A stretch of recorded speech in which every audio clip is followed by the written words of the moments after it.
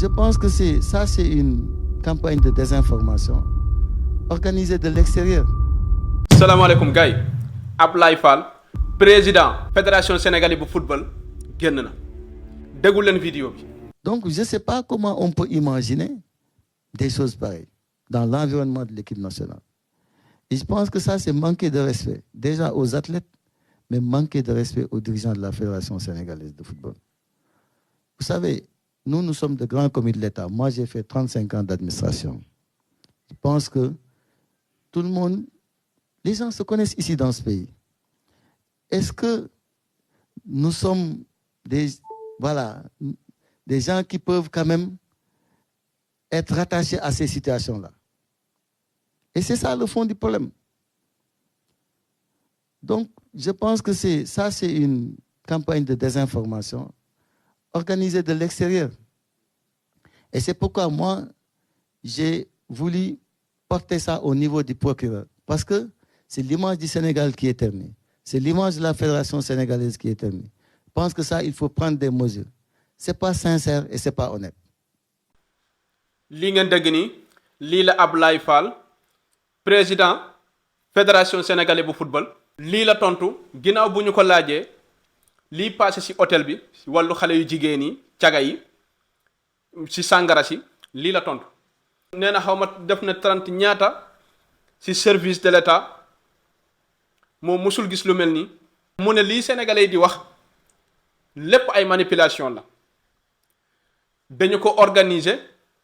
te organisation bi nee na biti réew la jógee lii nga xamante ne ni yow sénégalais bi da nga koy gis ci sa bët ñépp d'accord ne lii moo tax ñu ñàkk ci sunu match yi passé ñu ne loolu yépp du dëgg manipulation la dafa am ay nit yu nekk biti réew yuy fay ay nit Sénégal pour ñu leen di manipuler soo leen fàttalikoo force occulte amoon na fi financé par les étrangers amoon na fi Ablaye Fall delluwaat na la même communication nee na nag dina porter plainte ñépp ñu wax ci loolu man moom pare naa sama loxo mu ngi nii ci kaw Ablaye Fall li nga wax ci conférence de presse bi yépp ay fen la yépp ay fen la dara du ci dëgg suñu waxee Ablaye Sow Ablaye Fall Ablaye Sow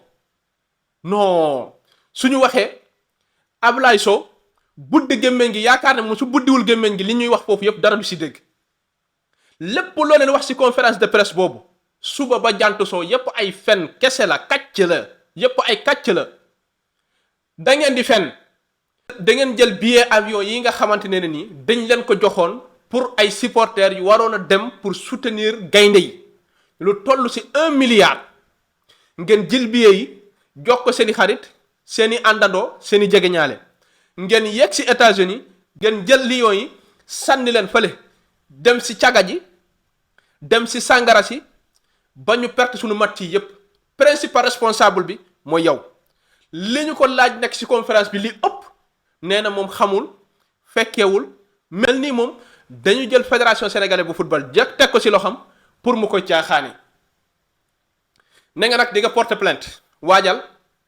waajalal ñépp nag man de maa ngi nii lépp lu ma wax suba ba jant soo dara du ma ci dindi yotaa laa dul dellu ginnaaw te nag vidéo yii ngeen di gis nii ay joueur équipe nationale bu Sénégal yoo xamante ne dañoo xiif bay bëgg a dee dem ci stade bi toog ci kaw tribune bi di yëy ay mburu lii moom yépp ay fen la lii manipulation la lii dara du ci dëgg bàyyi leen di yëpp sénégalais yi bàyyi leen suñu leen dénkee alalu réew mi ngeen di ménager sénégalais ngeen yaakaar ne alal jii ñu leen di fayee da ngeen ko donn ci seeni ndey wala da ngeen ko donn ci seeni baay moomoo leen alal ji contribuable sénégalais yi la ñu leen di dénk alal ji ñu leen dem leen ngeen def lii ngeen dem jël seeni àndandoo jëli seeni xarit jëli caga yi yóbbu nekk foofu ci sàngara si ba sunuy footballeur génn di jooy léegi yéen lan moo nekkoon seen njariñ foofu sélectionné ngeen nag nee ngeen yee yaay sélectionné ngeen seen i média préparé ngeen seen i question pour ñu leen di laaj lii buñ leen laaj lii loolu yëpp comprendre nañ ko parce que da ngeen nekk ci campagne de manipulation pour ngeen ne Sénégalais yi lii ngeen gis nii ci seen lii ngeen di gis ci seen bët yi sax du dëgg mais nag Sénégalais yeewu nañu xool leen carton rouge yi gars yi xoolal leen ma carton rouge yi lii yëpp carton rouge la.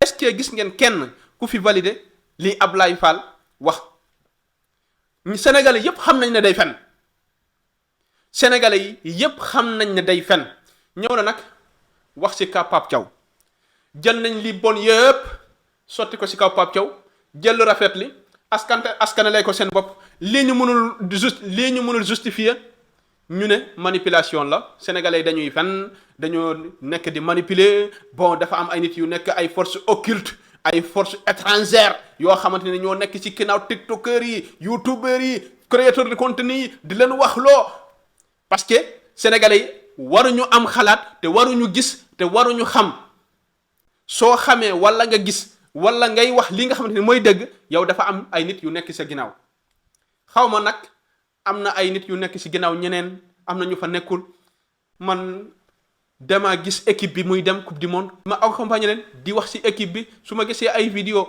yu encourager Lions yi ñu def ay vidéo encourager suñu Lions yi supporter Sénégal su match bi passé ñu jàll ci leneen mais nag ci histoire fédération sénégalaise bu football gisuma ku dàq def mafia ñi nekk ci fédération bi à l'heure actuelle mooy Ablaye Sow mooy Ablaye Fall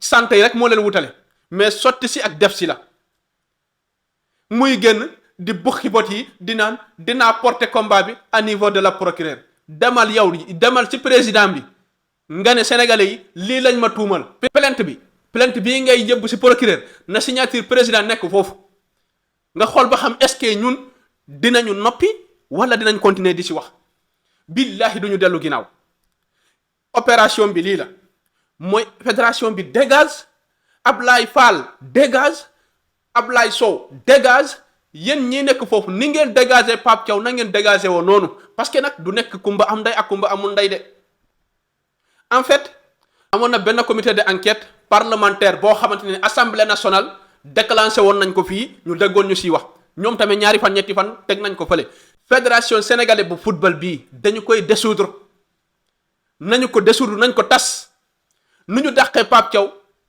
Pape Thiaw su fekkee def na benn ñun def nañ junni mais lan moo tax ñuy dàq Pape Thiaw ñoom ñu des fi kon kumba am ndey la ak kumba amul ndey ndax nag su fekkoon ne réew mi réewu justice la réewu dëgg la Pape Thiaw waru lañ fi bàyyi parce que moom su defee benn ñoom def nañu téeméer ñoom la ñu dénk suñu football kon entraîneur fi mu tëb fu nekk ñoom waroon nañ fa tëb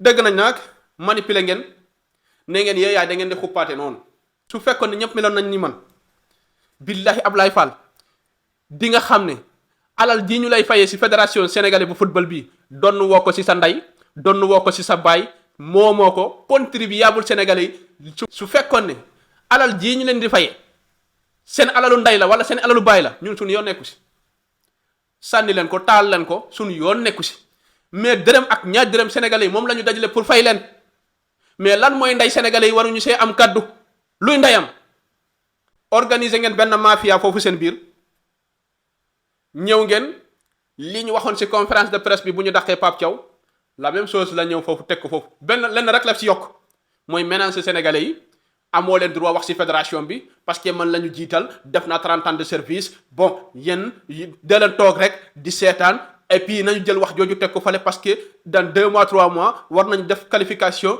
Coupe d'Afrique bon donc nañu jël wax jooju manipulation boobu teg ko fale parce que dafa am ay organisation étrangère yoo xamante ni ñoo nekk ci ginnaaw influenceurs yi moom du ñu ay sénégalais amuñu droit gis dara ci équipe bi wax ko mais malheureusement xam nga li ma métti ci sénégalais soo koy ne xëy rek mu tiit fu mu nekk nii tiital na leen ñoom yépp toog leen ngeen seet kenn ci ñoom dootu ci wax parce que ku nekk ci ñoom dañoo yaakaar ne waa ji daf leen di lekk te ñoom xamuñu ne seen dërëm ak seen ñaar dërëm moom la ñu koy fay moom alal ji ñu koy fay millions yi nga xamante ni moom la ñu koy fay donn woo ko ci ndeyam donn woo ko ci baayam maire gerte jaaykatu gerte caaf bi di toltolaan ci mbedd bi dërëmam la ñu jël dërëmu marchand ambulant bi dajale nañ jox ko ne ko jiital ñu sunu football ba pare ngay ménager waate yaa ñàkk jom wallahi yaa ñàkk jom sim lekkat riba yi ngeen doon.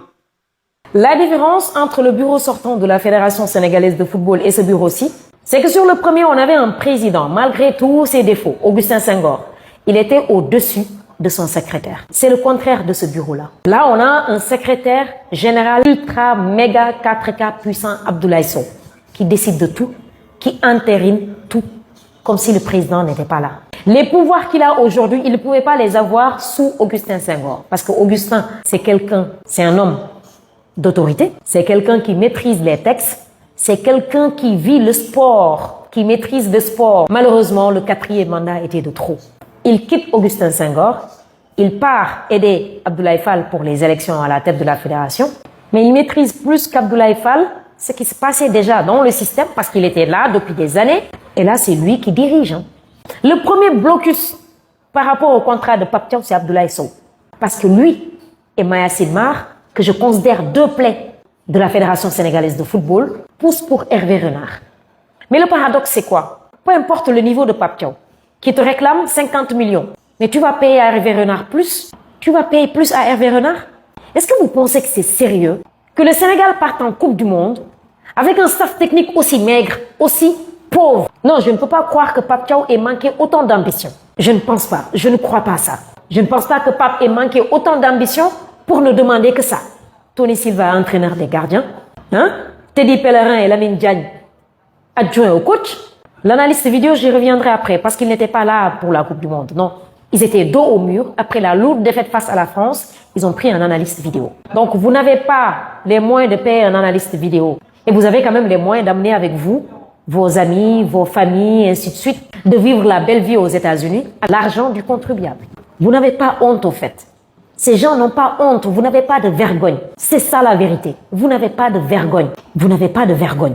Pendant ce temps-là, des pays, je vais citer l'exemple du Maroc, que cela plaise ou non. Le Maroc est parti avec un staff technique composé de 10 membres. 3 analystes vidéo, 3 préparateurs physiques, 2 entraîneurs pour les gardiens, un analyste chef et un entraîneur assistant analyste, soit 10 membres, sans compter le sélectionneur. Ok, ils ont plus de moyens que nous, soit, mais il faut avoir des ambitions. Et cette fédération n'avait pas d'ambition pour la Coupe du Monde. C'est ça la vérité. C'est ça la vérité.